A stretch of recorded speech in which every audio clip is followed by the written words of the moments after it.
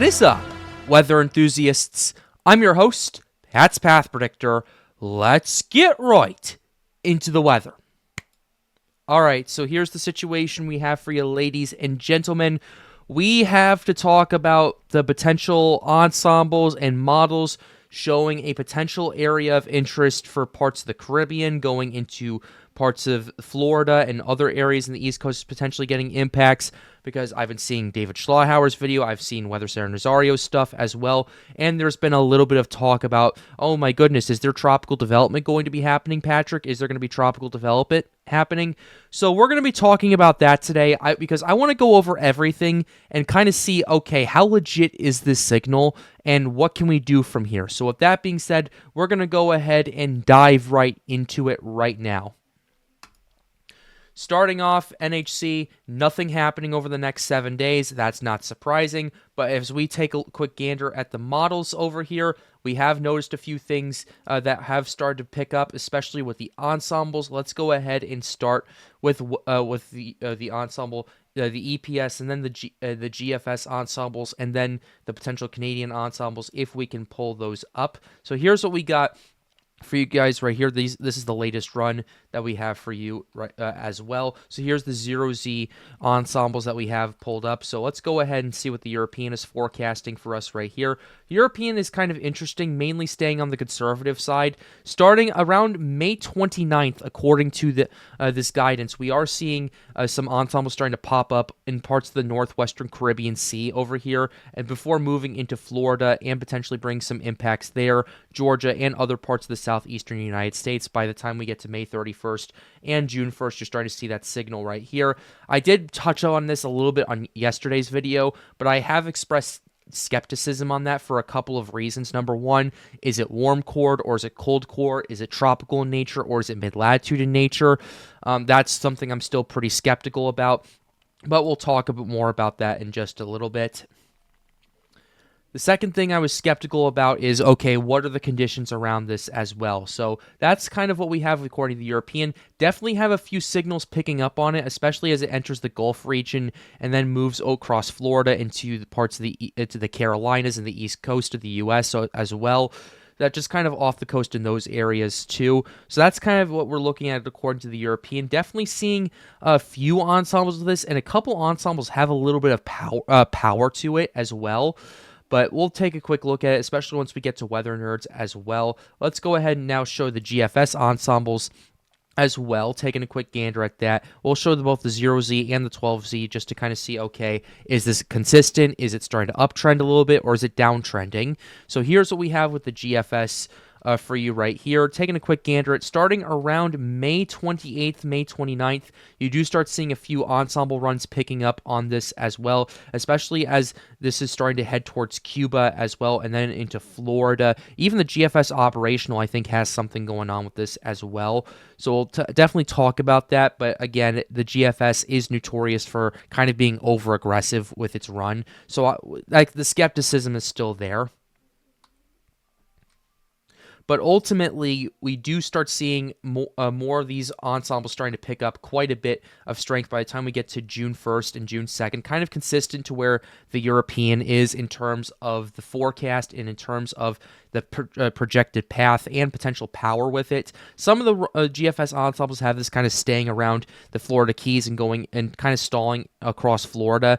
I don't know 100% if that is going to be accurate or not, but we will definitely take a look at that for sure. So that's what we are seeing with the GFS ensembles as well. Let's see if we can take a look at the Canadian runs as well. Canadian ensembles, let's see if they're pulling anything up with this too. Starting around the 29th, not seeing too much with this. Maybe a few ensembles picking up before moving through Florida and parts of the Carolinas. Definitely seeing a bit of concentration, mainly over here, I'd say, especially towards May 31st.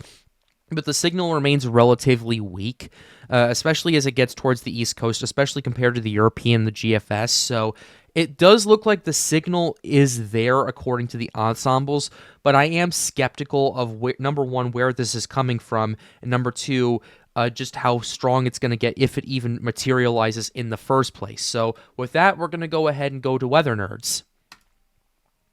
And if you don't know what Weather Nerds is kind of an ensemble spaghetti plot website that we typically use here on the Pat's Path Predictor channel. I know David Schlauhauer uses this as well.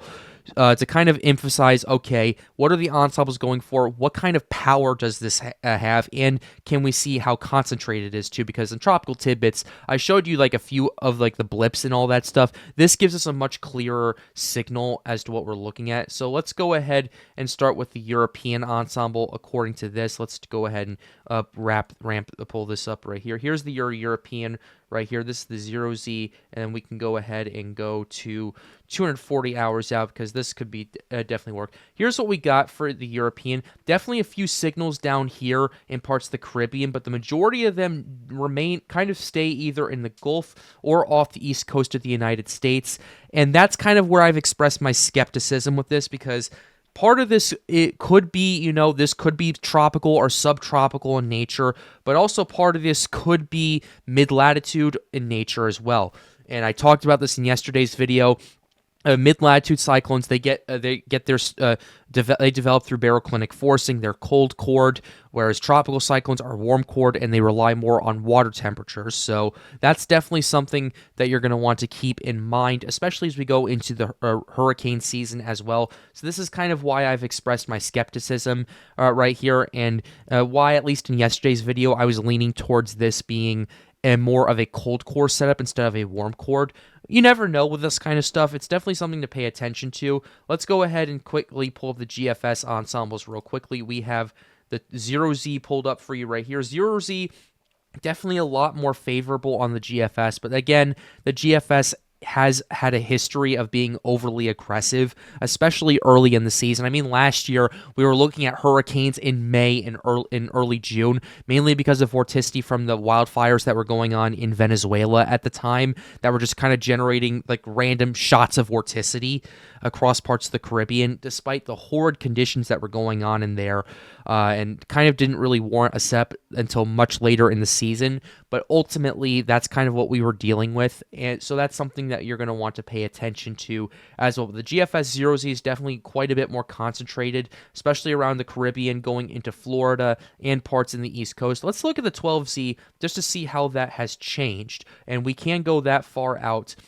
Going right here, 12Z, you're not seeing as much of a signal in parts of the Caribbean and parts of the Gulf region. You are starting to see more of a signal in parts of the East Coast right here, and that's kind of where I've expressed my skepticism with this, because because there's still a lot of questions with this. Like I mentioned, this could be warm cored, this could be cold cored. We don't know. We'll have to see what happens, but that's kind of what we're looking at with the GFS. So overall, the signal is there.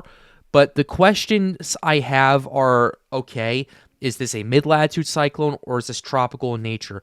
Could something tropical develop? It's possible, and we can go ahead and show you a few metrics to explain why it's possible as well.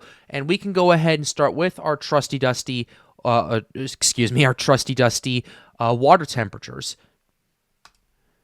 So let's go ahead and go to our analysis tools. We'll go to ocean analysis. We're going to go ahead and go to the North Atlantic, and we'll pull up our sea temperatures, as you can see right here. Here's what our water temperatures look like. If you looked at this based by itself, you would go, oh my goodness, we are already primed for hurricane season. Not quite. There's three other factors that we need to pay attention to. Water temperatures are your primary basis with this, at least at very surface observation as well. So here's your water temperatures that we got across the Atlantic. First of all, you're taking a look at it and where the original ensembles were. Definitely 28, 29 degrees Celsius, which is about 82 to 84 degrees Fahrenheit for those of you living in the United States and her territories. But ultimately, water temperature definitely stays relatively around the same all the way until you get to the Gulf Stream, where it starts to cool off a little bit further, closer to the subtropical Atlantic as well. So I'd say once you get past this point over here off the coast of Florida and off the southeastern U.S. coast, it becomes a bit more cold, and it generally does not favor more tropical development going through right here. So we're going to want to pay attention to that as well. But overall, at least initially, water temperatures alone, definitely you could make an argument that they're pretty good for development. And you could also make an argument that there's also a decent amount of ocean heat content. Now, this is probably a term I'm sure a lot of you have not heard in a while. some of you who are new to my channel are probably wondering, Patrick, what the heck is ocean heat content? Well, ocean heat content is how warm your water is at the surface and how deep down it goes into it. So, for example, if you're looking at water temperatures of around 84 degrees Fahrenheit and they only go down about 50 meters, which isn't necessarily a bad number, it's quite a bit down for sure. But if you're looking at only going 50 meters, you're going to have less ocean heat content than, say, that water going down maybe 100 or 150 meters in some areas. So that's definitely something to keep in mind and definitely something to pay attention to. Where this would potentially start, if we even get to that point, is what we take a look at is ocean heat content around 50 to 75, maybe cracking 100 off the coast of Cuba over here, especially going into the loop current as well. You're looking at those 50 to 75 OHC values as well. So there's plenty of warm water and there's plenty of ocean heat content to kind of back up this whole situation as well. But my main question is, what is the wind shear going to be like, and what is the moisture component to all of this? Because one thing that we need to take into consideration pretty clearly is, what is your wind shear going to be like, especially with this El Nino that's going on, that will end up strengthening the trade winds.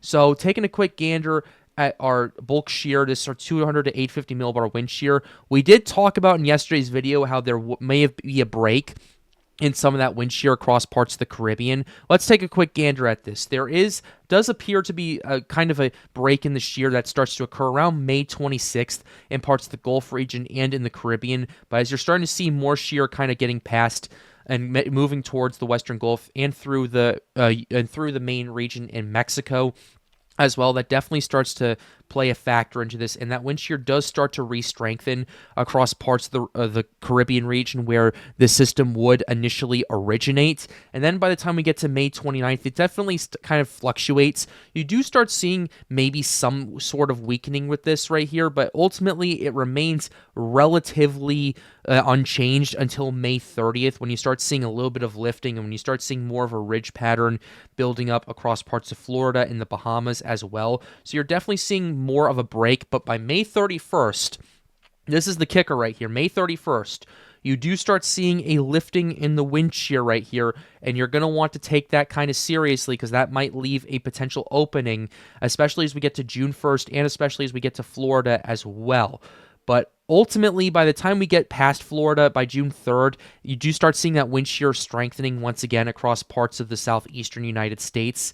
And that's kind of becomes a more unfavorable environment, which is also kind of why I was skeptical of this system and essentially being a tropical in nature, at least by the time we get to over there, because at that point, it's, in my opinion, this is more favorable for a cold core mid-latitude situation rather than a solely tropical based one as well. So that's your wind shear. So overall, your wind shear, I would argue there are a couple of openings if this forecast holds, which there's going to be variations. Come on, it's 9 days out. But there are a couple of times where the wind shear is going to break and potentially allow for some maybe limited tropical development, if that even occurs in the first place. But by and large, those openings are going to be less than 24 hours each, and it would have to do it in those windows. Is it possible? Theoretically, yes, but you also have to take into account another factor, and that is our dry air. Here's our dry air forecast for you guys right here. Dry air is kind of the killer of all tropical cyclones. Dry air, if one bit of dry air gets into the core of a hurricane, it can choke it up pretty quickly. Hurricane Estelle is an infamous example of this back in 2022. Forecasted to be a major hurricane in the eastern Pacific Ocean. However, as it was getting to an upper range category 1, dry air started to infiltrate into the system, started really choking it out. It couldn't mix out the dry air in time, and it essentially started the downfall of Estelle. It became one of the NHC's biggest misses of the 2022 hurricane season. So that's what we're looking at right here. So basically looking at our dry air component, this is going to be pretty important. I would argue this is more important than the wind shear because, yeah, you can definitely see tropical cyclones happen in 50-knot wind shear. Her tropical storm and then Hurricane Fiona is a very famous example of that. This was before it hit Puerto Rico. Fiona basically originated as a tropical storm, became around 60 miles per hour while battling 50 knots of wind shear. And then as the wind shear started to lessen, you started seeing a situation where the system started to really get its act together and become a hurricane, even still under 30 knots of wind shear.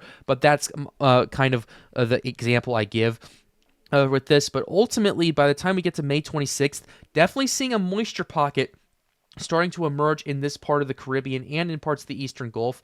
The kind of a lot of the dry air that occurs in the Gulf also mixes out as well. So it's kind of a mixed bag by the time we get to May 29th, although you do see a pretty big moisture infusion starting to kick around in parts of that region and in the Eastern Gulf. Although you have to be cautious of this dry air to the west. It may not be the most favorable environment, especially if it develops over there and doesn't really move around too much. But ultimately, it is a situation where it is feasible, yes, and this is a reasonable amount of dry air you could mix out. I call this mixable dry air. Basically, mixable dry air is dry air that, yes, isn't the most fantastic for the system, but it is manageable, and if the tropical cyclone can get its act together, it could definitely mix it all out. I've seen this happen on many occasions in developing tropical systems, even with invests as well, battling mixable dry air and being able to come out of it the other side. I know Beryl, back in 2024, as it was barreling through the Caribbean, was kind of battling through a little bit of dry air, and it was able to mix out of it pretty quickly. So yeah, we get to May 31st, though, you do start seeing that dry air starting to weaken a little bit, and as we get to June 1st, you kind of see that moisture infusion remaining across parts of Florida and the Bahamas and other areas in the southeastern Atlantic as well. So that's kind of your situation that we're looking at right here. So your dry air situation isn't particularly the worst right here, and that kind of leans me towards, okay, are we going to see anything massive out of this? Are we going to see a hurricane out of this? Absolutely not. But could we see maybe a 40, 45 mile per hour tropical storm? You're jumping the gun a little bit, but I would say it's a little feasible right here. It's definitely an environment that doesn't support explosive intensification like we typically see, say, in August, September, October. But what we can see right here is a situation where, yeah, you could definitely see a rather disorganized mess of a tropical cyclone. Definitely could bring a little bit of rainfall. Definitely could bring some gusty winds to areas around Cuba, Florida, maybe even Georgia and the Carolinas as well. So that's kind of your situation that you're looking at with this scenario right here. And lastly, we'll go ahead and check the operational run. I want to take a quick gander at the GFS real quickly just to show you, okay, what's the main situation that we're looking at. Here's your GFS run. This is the 12Z. Operationally, mainly further to the east, kind of starts having it head towards Cuba as a tropical storm, and then it moves off the Florida coast. Miami could definitely see some impacts before moving through Bahamas and other areas like that as it moves towards the southeastern United States. Not the southeastern U.S., the southeastern Atlantic, the southwestern Atlantic basin over here. So overall, not a bad situation that we're looking at right here. So ultimately, that's your situation that we're looking at. I am a little skeptical of the strength, obviously, with the GFS because, you know, the GFS is known for being aggressive, especially early in the season. So I will continue to be a little bit skeptical. But by and large, this does seem to me, at least right now, we're looking at maybe a little bit of a legitimate signal of this right here. And by and large, I would say that we'd have to still wait and see. But I do think we could be potentially onto something with this right here, and at least David and Weather Center Nazario are definitely on the case as well. Am I saying that we're going to see an absolute certainty of tropical development? Absolutely not. I am not saying that at all. But what I am saying is, at least for right now, there is an opening, and if you're in Florida, if you're in Cuba, if you're in the Bahamas, southeastern US, you're going to want to watch out for this, and we'll continue to keep you updated here on the Pat's Path Predictor channel. But with that being said, we're going to go ahead and close the video out right here. I really hope you enjoyed it. Be sure to like the video, subscribe to the channel if you are new. The goal, as always, is to get more people engaged with weather. If you'd like to help out, hang out, or ask us some questions, feel free to join the Storms United Discord server. The link to that will be in the end screen. And with that being said, have a wonderful day, guys. Stay safe.